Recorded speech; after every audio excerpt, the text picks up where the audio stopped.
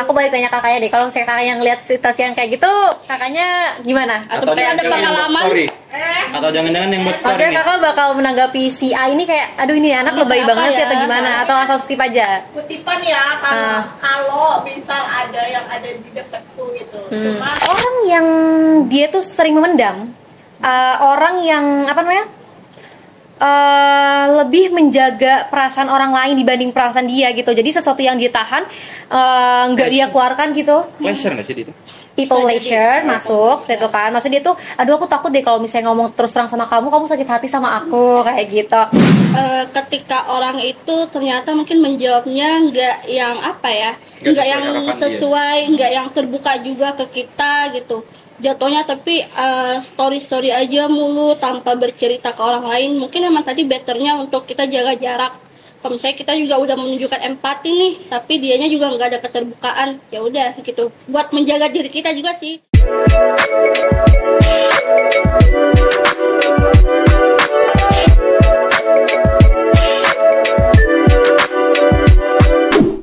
Ya seperti beginilah ya teman-teman. Hari ini kita ada beberapa take masalah Gen Talk generasi Z yang memang kita khususkan talk show ini untuk membahas isi hati sebenarnya, isi hati dan isi pikiran serta isi dompet dari Gen Z. Ya. Betul. Gitu ya. Jadi yang pertama mungkin bisa kita bahas mengenai ketika apa namanya mental health itu menjadi tren di kalangan generasi Z ini, Gen Z ya. Nggak enak banget nyebut generasi Z. Ketika mental health menjadi the new flag di Gen Z. Itu setuju nggak kira teman-teman? Aku setuju, dan itu salah satu gerakan yang bagus di mana stabilitas dari generasi sebelumnya, generasi kita tuh mengalami perubahan yang bagus banget dalam ranah mental ya, karena mengingat kalau misalnya kita bisa flashback di masa lalu, kalau misalnya mental itu kan sesuatu yang dulunya tabu dan sesuatu yang kategorinya aib, dirahasiakan gitu. Tapi semakin lama, semakin berkembang itu kita semakin terbuka dengan adanya mental health ini. Dan menurut aku mental health yang ada di Gen Z sekarang itu diprioritaskan itu adalah langkah yang bagus, karena itu menandakan kita tuh udah aware gitu kan tentang kesehatan dan berkesinambungan dengan tentang hidup ini selalu berkaitan sama mental health tersebut gitu. Nah, mental health juga kan pada dasar itu dari dalam diri kita. Nah, tapi kalau misalnya secara analogis dan juga di mata kuliah psikologi itu Kak, kita itu ada pelajaran psikosomatis. Nah, psikosomatis itu apa sih Kak? Psikosomatis itu adalah pelajaran psikologi yang dimana hati kita itu berpengaruh sama fisik kita. Jadi ketika kita sakit hati, kita kecewa atau ada ketidaknyamanan dalam tubuh, itu bakal berdampak pada fisik gitu. Itu psikosomatis. Oh iya, itu yang kemudian melahirkan stigma bahwa sakit hati itu sama sakitnya seperti sakit fisik gitu. Iya, begitu. Karena ada dampaknya. Jadi gitu teman-teman. Memang mental health ini juga sebenarnya hal yang sangat kompleks ya, sangat penting di kehidupan kita. Karena semuanya ada kaitannya. Ada apa sih namanya? Kayak ikatan gitu dalam saling mempengaruhi gitu. Ya, segala tindak laku, tingkah itu bahkan dipengaruhi oleh bagaimana pikiran kita, keadaan pikiran kita.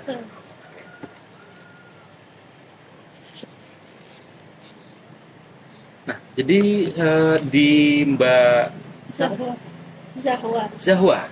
Mbak Zahwa gimana? Dipandang Mbak Zahwa sendiri? Oke, aku sama sih sama Mbak Vika tadi ya. Kalau misalnya mental health ini tuh menjadi sebuah transisi kehidupan di zaman saat ini dari yang milenial ke Gen Z gitu kan. Dimana bisa dibilang tuh juga kesehatan mentalnya jadi kayak pola hidup baru untuk kita zaman ini gitu kan, apalagi selepas dari COVID ya. Itu udah apa ya, makin sering banget diperbincangkan gitu kan, bahkan bisa dikatakan kayak apa ya, kayak bisa dibilang bagian dari kehidupan kita juga nih sehari-hari gitu kan, kayak gak lepas gitu dari perbincangan tentang kesehatan mental itu gitu sih. Jadi bisa dibilang kayak topik hangat banget untuk zaman saat ini. Tapi harusnya untuk mental health sendiri itu terjadi gitu. Maksudnya terjadi itu tren seperti ini. Tren maksudnya orang ketika zaman sekarang begitu memprioritaskan mental health ini sebagai salah satu acuan dalam kehidupan. Biar kita hidupnya tenang, ya kita harus jaga mental health kita. Ya kan, awareness-nya ke mental health itu juga harus setara ketika dia memprioritaskan hal-hal lain dalam hidupnya, kan seperti itu. Nah, hal seperti ini di pandangan masing-masing teman-teman itu sebenarnya sebelumnya pernah terjadi nggak? Sehingga kemudian pas saat ini itu baru dikatakan tren mental health gitu. Apakah sebelumnya memang tidak pernah terungkap, tidak pernah terjadi seperti yang dibilang tadi, kalau dulu mah kalau mental health itu aib gitu loh. Tapi apakah saat itu juga orang-orang sekeliling itu mengikuti itu gitu loh? Nggak ada yang awareness dengan mental health tersebut gitu. Oke, mental health sendiri itu tuh waktu itu booming waktu 2015 sih ya. Maksudnya kalau misalnya dari 2000-an tuh belum terlalu spesifik. Cuma kalau misalnya untuk ke arah 2015 ke atas, itu tuh pendidikan tuh udah mulai adanya bimbingan konseling. Itu tuh udah disediain dari pihak sekolah untuk membenahi murid-murid. Kayak gitu loh, untuk mengarahin mereka tuh tentang karakter mereka gitu lewat bimbingan konseling. Nah terus 2020 awal itu kan pandemi itu ya, pandemi itu dimana dia tuh menguring semua warga Indonesia atau bahkan bumi gitu kan, itu di rumah terus. Nah terbitlah suatu platform yang kita kenal tuh sekarang Instagram dan juga TikTok gitu kan, itu mendominasi nih ya kan. Nah mulai dari 2020 itu tuh awal mulanya tren mental health tuh muncul. Kenapa? Karena orang-orang kan pada kerja dari rumah gitu kan. Terus kita fokusnya ke smartphone terus. Pendidikan juga sempat stop di situ kan, nggak fokus ke pendidikan karena fokus kesehatan gitu kan, ke pandemi. Jadi lebih orang tuh mencari hiburan itu lewat platform sosial media. Nah, di situ para content creator itu mencuri perhatian di mana mereka mulai memperkenalkan mental health kepada para Gen Z ini. Terus kayak mereka tuh kan nggak ada aktivitas yang gimana-gimana gitu. Seperti kita ketahui waktu kita pandemi kemarin tuh tugas juga nggak terlalu banyak gitu kan. Makanya mereka ada waktu untuk scroll TikTok, scroll sosial media. Nah di situ mereka mulai mengenali apa itu mental health, kenapa sih kita harus peduli, dan juga ciri-cirinya orang yang gangguan mental atau gimana gitu. Nah tapi salahnya di situ adalah mereka terlalu terlalu patokan sama ciri-ciri gitu loh, memvalidasi apa yang mereka baca dan mensaut pautkan apa yang mereka rasakan tentang tulisan itu sih. Tapi kan karena memang dulu itu pas pandemi ya, kalau kita bahas ya, pas pandemi itu kan memang kita harus mau nggak mau sebenarnya saling menguatkan ya, siapa lagi, karena memang semuanya juga udah diisolasi, nggak ada kegiatan di luar rumah ya, yang bebas yang kita lakukan. Jadi mau nggak mau ya itu kegiatan sehari-hari seperti itu. Nah kan ada juga orang yang akhirnya stres, kok stuck di sini terus gitu kan, akhirnya sosial media pas saat itu jadi ini kegiatan utama sehari-hari, yang akhirnya kemudian menjadi sumber informasi juga mengenai mental health. Jadi awalnya dari situ ya, ini kemudian muncul orang-orang itu mulai aware sama mental health dari situ. Oke. Nah, tapi perkara ini Mbak, ini ada satu wabah ya yang bisa berbilang. Kenapa wabah? Karena adanya tindakan atau pengaplikasian mengenai mental health ini secara too much. Menurutku secara pribadi ya, jadi teman-teman juga boleh berasumsi sesuai pemahaman teman-teman. Kalau menurutku sendiri itu too much ya, dimana ketika mental health itu menjadi moto hidup Gen Z gitu. Apa-apa mental health. Kalau aku sendiri aku nggak setuju, karena balik lagi setiap sesuatu itu ya logika tetap juga harus jalan ya, bukan karena itu kita merasa nggak cocok jadi kita ngedefense diri kita dari hal itu, padahal kita nggak tahu, mungkin aja ketika kita mau istilahnya nerjang gitu loh, istilahnya tuh kayak kita ya udah ambil resiko, siapa tahu di situ yang kemudian mampu membantu kita jauh lebih berkembang, jauh lebih ternyata aku mampu nih ngadepin hal ini gitu loh, bukan malah sebaliknya ketika kita melihat itu sesuatu yang berat, sesuatu yang nggak cocok dari kita langsung nge-defense, kita nggak mau gitu loh. Nah, di sisi aku nggak setuju di sisi itunya, yang akhirnya juga disuarakan di sosial media, di lingkungan sosial, lingkungan pertemanan. Ini untuk kebaikan ini kamu itu gitu. Itu aku sendiri yang nggak cocok. Nah, kalau dari teman-teman gimana? Dari aku dulu ya, mungkin kalau misalnya dari pandangan aku mengenai mental health yang apa-apa disangkut pautan dan jadi mentampilkan kehidupan tuh sesuatu yang berlebihan itu tidak baik ya. Jadi harus ada di porsi masing-masing. Jadi selagi mereka bisa nih mengontrol diri dia sendiri dan tidak mendiagnosis atau bahkan dia tidak maksudnya tidak mengatasnamakan penyakit. Banyak nih orang-orang yang bahkan dia tuh nggak berkendampingan dengan para ahli di bidang mental ya kan, di bidang psikologis maksudnya. Itu kan ada nih kayak misalnya ada orang yang dia tuh ngerasa dia memiliki ciri-ciri bipolar atau sesuatu yang berkaitan tentang gangguan mental kayak gitu. Terus dia minum antidepresan tanpa ada panduan dari pihak psikiater kayak gitu. Terus ketika dia ada tekanan dari luar, misalnya temannya nih nyuruh kamu gini-gini dong kayak gitu, kamu jangan gitu dong, si korbannya kamu jangan gitu dong, aku kan kayak gini, aku emang kayak gini. Itu tuh benar-benar sesuatu yang jelek sih ya, kebiasaan yang jelek yang nggak boleh dinormalisasikan oleh kita. Karena gimana, sebagai kita kan remaja umur segini tuh masih proses berkembang dan sebagaimana kita tahu bahwa kehidupan tuh memang ada keras banget gitu kan. Jadi tekanan tuh inilah kenyataan dunia. Iya, gitu ya. Jadi tekanan tuh pasti banyak gitu loh. Dan kalau misalnya emang apa-apa mental health tuh sesuatu yang jelek dan dia bakal kalah saing sama orang-orang yang tangguh gitu maksudnya. Tahan banting. Iya, tahan banting jadi membuat dia tangguh gitu. Karena ketika orang yang mentampilkan mental health tanpa ada panduan gitu kan, tanda petik too much gitu kan, dia bakal ketergantungan gitu loh Kak. Bakal kayak apa tuh mengatasnamakan gitu ya. Dan itu merugikan orang lain gitu loh. Demi menenangkan diri dia gitu. Gitu sih Kak. Jadi kalau pandangan aku sendiri berlebihan itu tidak baik gitu. Dan tidak boleh dinormalisasikan. Kalau dari kakak sendiri gimana? Kalau aku sih tadi kayak setuju juga sama masnya kan, kalau misalnya apa-apa tuh dikaitkan sama mental health tuh kayak nggak bagus gitu loh. Apalagi kalau misalnya dia tuh masih bisa mencoba, dia tuh sebenarnya masih bisa lebih berdaya lagi gitu. Tapi kayak kelihatannya tuh kayak kayak putus asa duluan gitu loh, kayak mengecilkan dirinya duluan gitu loh. Jadi ya itu jatuhnya juga nggak sehat nggak sih gitu kan, itu sih. Ya akhirnya kan kemudian itu membentuk karakter pribadi yang kasarnya orang-orang bilang ya, maksudnya yang memang dia bukan nggak setuju, maksudnya tidak yang terlalu too much mengenai mental health ini, bilang generasi Gen Z ya lemah, sensitif. Nah kemudian orang-orang yang memang dia too much di situ, nah itu dia rasa menyerang dia. Oh, kenapa sih ini selalu kayak ini kan memang mental health itu penting gitu kan, ini kan gini.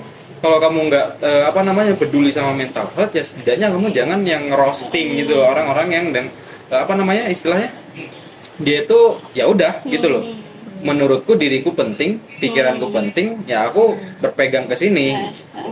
Padahal sebenarnya tetap pada kalau bisa kita bilang itu norma-norma ya, aturan yang memang dunia lakukan ke kita gitu harus kita ikutin gitu loh. Kalau misal di pekerjaan, ianya lepas aja, ketawanya juga lepas aja, nggak seru ini. Nah maksudnya kan gitu. Ketika dunia tidak cocok dengan kita, tidak cocok sama teman-teman yang ada di sini, yang akhirnya kemudian kita kayak dunia nggak adil. Jadi kayak tapi nggak kedengeran suaranya kan ditutupin bantal biasanya kalau di kos. Gitu akhirnya dampaknya ternyata nggak sehat. Nggak sehat. Yang awalnya kita merasa mental health biar kita secara pribadi dan pikiran itu sehat, malah justru membuat kita tidak sehat. Nanti dikat aja ya kalau misalnya ada gap gini ya. Soalnya harus ikutin. Boleh dong. Boleh Kak, silakan. Boleh nggak Mbak sih? Kalau boleh kalau misalnya patokan mereka hitam putih suka kayak gitu. Kalau kamu mau nanya apa self care kah? Apakah self reward? Apa nih, Kak? Dikit-dikit self reward. Tanggapan kalian atau ya jurusan psikolog lah, kalau Psikologi. aku teman atau orang terdekat kalian itu yang SG-nya apa-apa depresi gitu. Aku tuh nggak bisa diginiin karena masalah keluarga atau butuh validasi lah di SG-nya kalau dia itu aku tuh punya penyakit depresi loh gitu. Oke. Gimana tanggapan Gengsi banget ya dikit. Tanggapan aku ya, Kak. Terima kasih loh atas pertanyaannya. Tanggapan aku tuh gini, Kak. Sebenarnya kita tuh nggak boleh menghakimi kondisi dia karena kita nggak pernah tahu nih kondisi dia tuh sebenarnya gimana sih, atau bahkan caper aja kita nggak pernah tahu loh.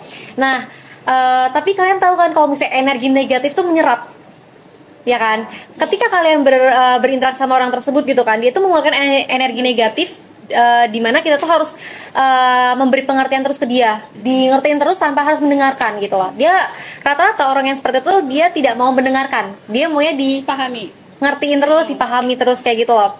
Dan tanggapan aku, sebenarnya kalau misalnya orang nih rajin buat sesuatu yang story kayak gitu ya, itu tuh kalau dari pandangan kami sendiri jatuhnya cari perhatian. Karena kalau dari pasien rawat jalan psikologi ya, kayak dia malah menutupi. Karena apa? Karena kita tuh takut dihakimi gangguan mental gitu. Kalau misalnya bahkan orang yang udah minum obat gitu, dia nggak bakal ngepost obat dia, karena menurut dia tuh rahasia yang kayak cukup dia sama psikiater aja yang tahu. Iya, betul. Gitu. Tapi kalau misalnya ada nih kakaknya menemukan story yang berlebihan kayak gitu, jatuhnya cari perhatian sih. Cuma kita emang nggak boleh menghakimi aja. Coba tanya aja, tanya kondisi dia, kamu kenapa kayak gitu. Ya kalau misalnya dia jelasin, mungkin dia butuh teman cerita kayak gitu. Tapi kalau misalnya kakaknya nih nggak mau gitu kan, masa kan kayak gitu kita tuh menyerap energi negatif. Kalau misalnya kakaknya kayak gitu bakal ngasih dampak ke kita itu kayak wajar gitu loh, sesuatu yang normal gitu. Jadi alangkah baiknya jaga jarak gitu, jangan jadikan dia teman dekat kalau ada sesuatu yang gitu. Menurut aku sih gitu ya. Kalau tanggapan kakak sendiri gimana kalau ada orang yang maksudnya kalau dari pandangan kakak sendiri gitu, melihat situasi yang sama gitu? Kalau aku sama sih sebenarnya. Kalau yang dari aku lihat dan pengalamanku juga, aku justru kalau misalnya ada masalah tuh dominannya aku keep sendiri gitu loh, nggak aku sebar ke orang lain. Kayak apa sih kita nyebar di story gitu, apakah orang-orang bakalan membalas story kita? Ya mungkin ada gitu kan, tapi kemungkinan besarnya untuk dianggurin atau mungkin ada orang yang berpikir negatif ke kita itu bakalan lebih gede sebenarnya. Apalagi kalau misalnya kita nggak bercerita sama orang itu tapi tiba-tiba pasang story, kan nggak jelas ya sebenarnya gitu kan. Tapi sebenarnya balik lagi tadi yang dikatakan, kalau misalnya kita nggak tahu nih di balik itu apa sih, mungkin emang dia lagi sedih, ada masalah, atau mungkin lebih parahnya dia sebenarnya nggak punya tempat cerita. Makanya tadi kalau misalnya kita lihat story orang apalagi udah terus-terusan nih, memang lebih baiknya kita nggak gampang ngejudge, gampang menilai gitu kan. Alangkah baiknya kita nanya dulu ke dia, apalagi kalau misalnya kita udah kepo juga nih, ini kenapa sih gitu kan. Emang better nanyain dulu keadaan dia gimana gitu kan. Setidaknya kita menunjukkan empati lah ke dia gitu kan.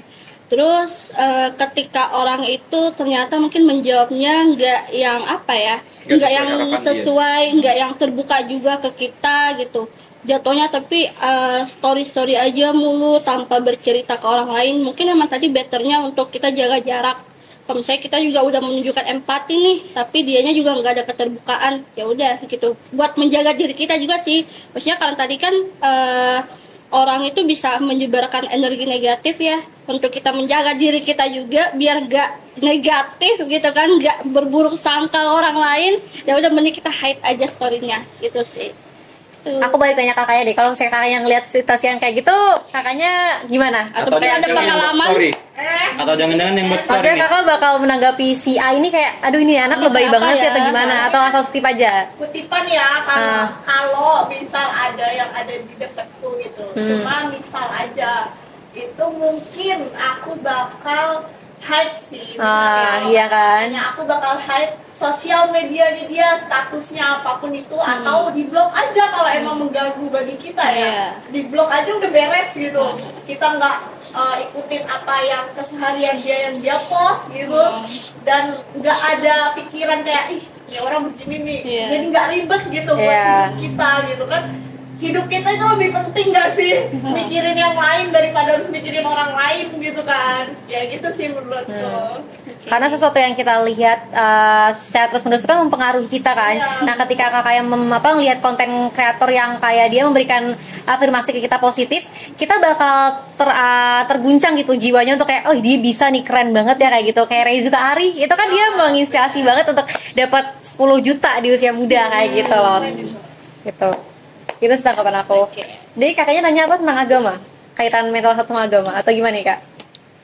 Agak ini ya, karena aku berbicara dengan dua orang yang secara spesifik lebih dalam mengenai pengetahuan psikologi ini. Jadi aku kayaknya nggak berhak ya Zia menjawab ini ya Zia.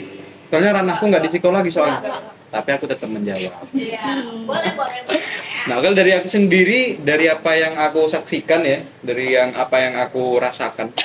Maksudnya ketika melihat situasi yang sama seperti yang dilihat sama Vivi ini, Vika yang dilihat Vika, ya kembali lagi karena setiap respon orang berbeda ya.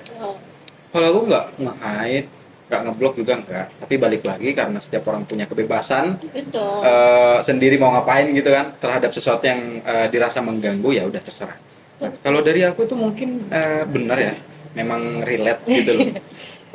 Ketika ada orang yang akhirnya selalu menyuarakan apapun ya, apapun, entah itu kesedihan gitu kan, bisa juga menyuarakan keromantisan, itu kan bagian dari mental health kan, ya kan. Dia menyuarakan apapun yang ada di isi hatinya. Ketika senang disuarakan, ketika galau disuarakan. Tiba-tiba kemudian ada kecurangan tidak disuarakan, beda cerita. Ya kan? itu setiap orang memang bebas menyuarakan isi hati mereka ya. Yang mereka yang punya sosmed, mereka yang sosmed sendiri ya, sosmed pribadi, tinggal kitanya sebagai audiens ya, meskipun bukan fansnya, ya kita berhak. Kalau kita nggak cocok sama materi dia atau yang dia share di sosial media dia, ya kita punya hak untuk karena kita kan nggak bisa ngontrol orang lain kan. Tapi jangan sampai, ini pesan aja teman, tapi jangan sampai kemudian kita ngejudge juga. Jangan sampai kita yang itu orangnya suka ini tahu gini-gini, jangan. Itu julid namanya, nggak boleh julid. Ya, mending cari duit. Bener banget. Ya. Oke, kita lanjut lagi. Nah, ini masalah Gen Z ini kan selalu menjadi hal yang udah nggak asing ya. Setiap hari selalu kita temukan hal yang sama. Biasanya motifnya sama. Gen Z itu sama. Alasan. Ya nggak sih? Alasan, selalu alasan. Kayak semisal nih, ini kan kita nggak ada ini. Terus nanti gimana? Nah, kan biasanya itu Gen Z gitu. Nggak mau ribet, tapi keluar-keluar. Betul. Nah akhirnya muncul alasan, ya maaf Pak, maaf teman-teman, aku tadi ini, tadi itu gitu kan, berharapnya dimengerti. Padahal kita tahu dia ketiduran, kan? Kita tahu dia ketiduran, cuman kan karena ya udahlah ya biar nggak panjang, aku juga nggak mau berurusan panjang ini sama orang, ya udah, yang penting dia ada, tanggung jawab, selesai, seperti itu.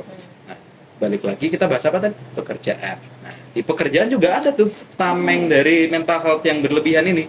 Ketika di pekerjaan, misalnya sebutlah Dika ya, bekerja sebagai Gen Z, kerja di suatu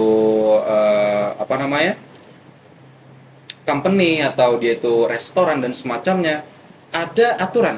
Di setiap tempat kan ada aturan. Ketika kita ingin menjadi bagian dari sesuatu itu, ya kita harus mengikuti aturan yang berlaku di situ. Nah, akhirnya mau nggak mau secara normalnya pekerja, normalnya manusia ya, ya kita akan mengikuti, ya namanya juga kerja, kita harus mengikuti bagian dari aturan pekerjaan itu. Nah tapi kalau Gen Z itu aturan sendiri, lu nggak ngikutin aturan gua keluar, bye, ya kan biasanya gitu. Gua nggak cocok sama sistem kayak sini, bye, keluar. Akhirnya apa yang terjadi? jadi wabah. Iya. Orang pun mencontoh hal tersebut. Betul. Kayak itu aja dia aja bisa gitu loh. Nah, gue mau dong nyuarain hati gue gitu kan. Nah itu ikut-ikutan bahayanya ya. ketika hati yang berbicara. Nah, menurut teman-teman psikologi nih, Mbak Vivi sama Mbak Zahwa gimana? Itu mengenai hal yang sering terjadi nih, apalagi di masalah pekerjaan atau lingkungan sosial.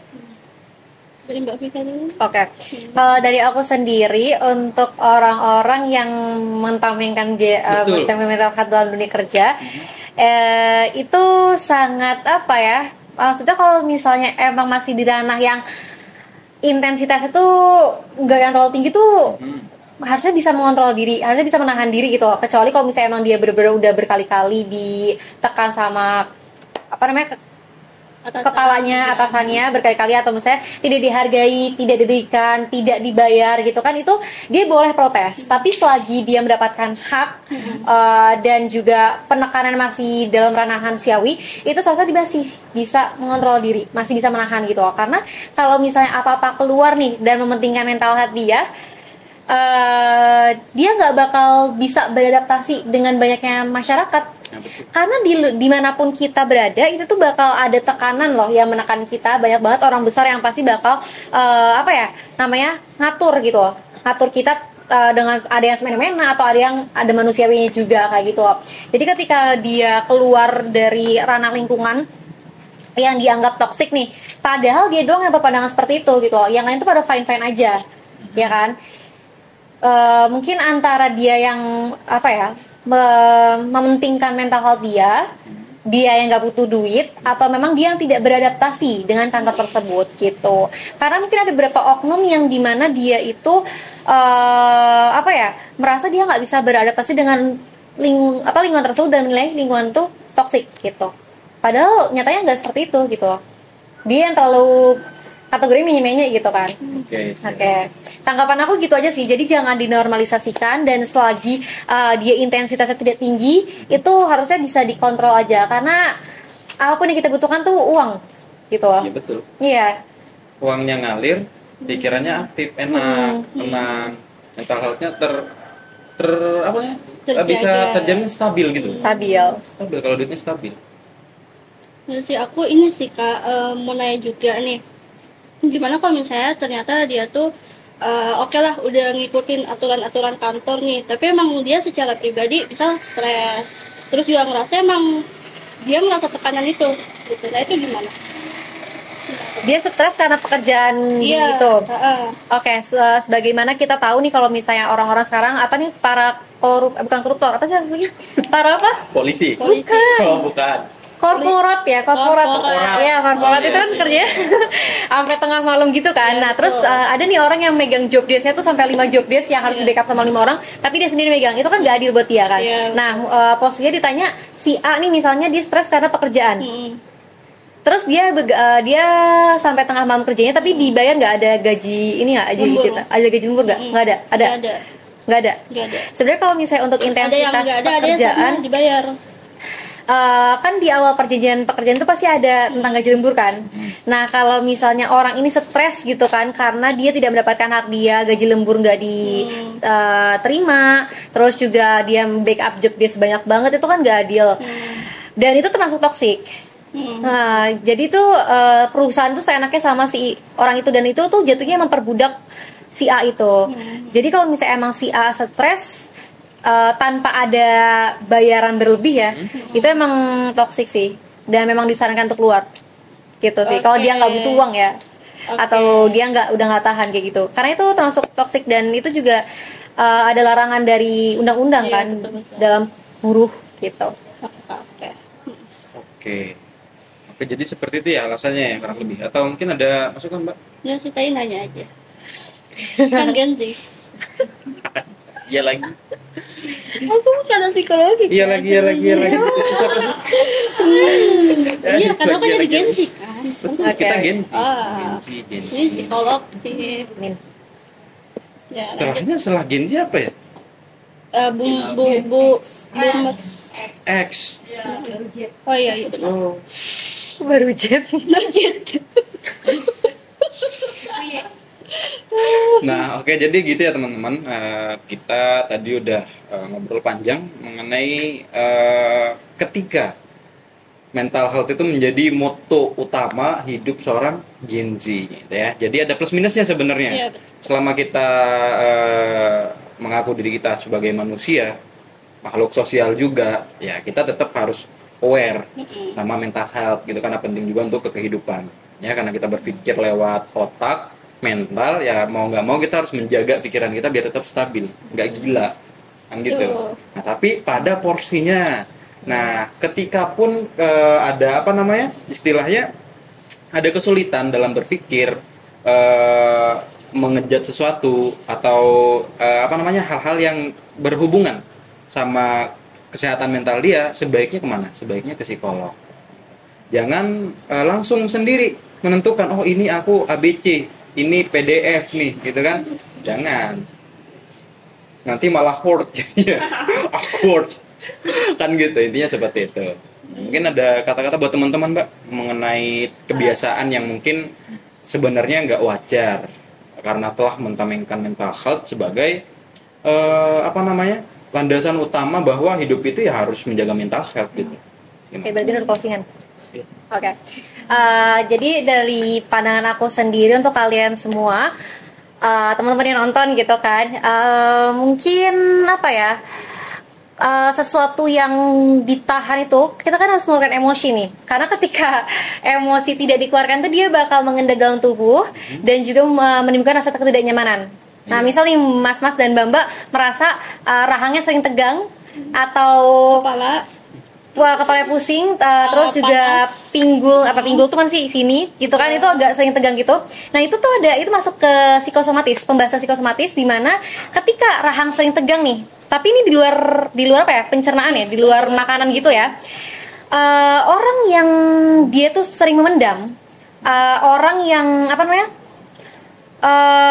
lebih menjaga perasaan orang lain dibanding perasaan dia gitu. Jadi sesuatu yang dia tahan nggak dia keluarkan gitu. Pleasure nggak sih itu?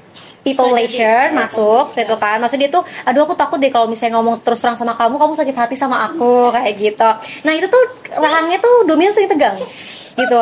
Karena ada sesuatu yang tertahan di sini yang nggak dia keluarkan gitu. Itu pernah ada pembahasan di psikologi, psikosomatis. Nah, itu psikosomatis ya teman-teman, ingat psikosomatis. Nah, jadi menurut aku, tanggapan aku bahwa stop untuk kalian semua jadi people pleasure, stop untuk menyenangkan orang lain, karena menyenangkan orang lain adalah sesuatu yang tidak pernah kita capai gitu. Karena menyenangkan orang itu tuh apa ya, sesuatu yang nggak akan terpenuhi sampai kapanpun. Dan melelahkan, jelas. Iya, melelahkan. Dan mencapekkan. Jadi apa ya? Jadi dari aku sendiri apa adanya aja, jadi teman, nggak perlu yang gengsian. Kalau misalnya kalian itu semampunya aja, tapi jangan merugikan juga gitu. Kalau misalnya ada nih teman kalian yang minta tolong, itu kalian bantu nggak apa-apa, tapi asalkan teman itu harus pakai kata tolong. Jadi kalau misalnya itu dong, ambilin gue minum dong gitu kan, itu namanya nyuruh. Memperbudak itu tuh nggak sopan, itu nggak etis. Jadi lu kalau misalnya kakaknya nih disuruh teman gitu kan, tapi nggak pakai kata tolong, itu jangan ditolongin. Itu nggak sopan, dan jatuhnya dia bakal menyepakkan kamu kayak gitu sih. Jadi hargailah orang-orang yang menghargai kalian, terus terima orang-orang yang mau masuk ke dalam ke dalam kehidupan kalian tuh, terima aja gitu. Saring yang baik-baiknya aja gitu, dan lepaskan untuk mereka yang mau pergi meninggalkan kalian. Jadi nggak perlu nahan orang yang pergi gitu. Keren banget Dari kakaknya. Ya, kalau kalian mau nonton versi panjangnya atau episode-episode kita selanjutnya, bisa kepoin Gen Stop, saatnya Gen Z berbicara. Yes. Selanjutnya.